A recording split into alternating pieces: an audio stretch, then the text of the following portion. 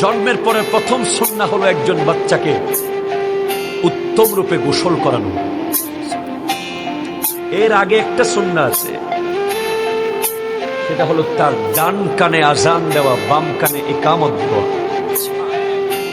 এরপরের সুন্নাহ হলো তাকে তাহনিক করানো, খেজুরের রস অথবা মধু দিয়ে তার মুখে আমার নবীজি করেছেন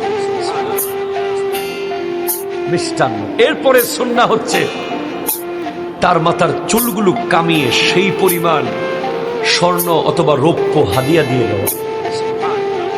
এরপরে সুন্নাহ হচ্ছে তাকে একটা ইসলাম সম্মত নাম দেওয়া। এরপরে সুন্নাহ হচ্ছে 7 দিন 14 দিন 21 দিনের ভিতরে তার আকিকা করিয়ে দেওয়া। এরপরে সুন্নাহ হচ্ছে তার বয়স 7 বছর হলে তাকে নামাজের জন্য তাগিদ দেওয়া। এরপরে সুন্নাহ হচ্ছে তাকে ইলমে দ্বীন শিক্ষা দেওয়া। এরপরে সুন্নাহ হচ্ছে তার বয়স 10 থেকে 11 12 হলেই তাকে নামাজের জন্য প্রহার করা। এখন আমরা কি করি? তার জন্য দোয়া করা। এখন আমরা দোয়া তো দূরের কথা, আগে ফেসবুকে সেলফি। কথা বলেন ঠিক কিনা বলেন না? হসপিটালে বাচ্চা হয়েছে, ওই বাচ্চা ছবি তুলতে তুলতে দিন শেষ।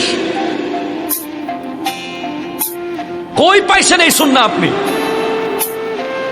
বাচ্চার মা মারা যাচ্ছে, রক্তক্ষরণ হতে হতে ওইদিকে কারো খবর নাই, সবাই বাচ্চা নিয়ে ছবি ফেসবুকে দেয়া শুরু হয়ে গেছে। আরে বোকা, তুমি তো ধ্বংস করে দিয়েছো তাকে। তার ছবি দিয়ে তার উপর নজর পড়েছে, বদ নজর। ঠিক কিনা বলেন তো?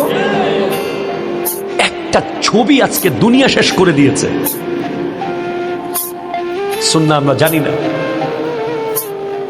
আপনি নবীজির অনুসরণ কিভাবে করলেন? খালি আমার নবীর মোহাব্বত, আমার নবীর মোহাব্বত, আমার নবীর মোহাব্বত বললে হবে না, আপনাকে মেসওয়াক করতে হবে। ঠিক কিনা জোরে বলেন না? আপনাকে সালাম দিতে হবে।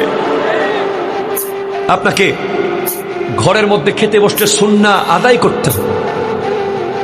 আজ ঘরে ঘরে কোনো সুন্নাহ নাই, শুধু ইশক আর মোহাব্বত মুখের মধ্যে।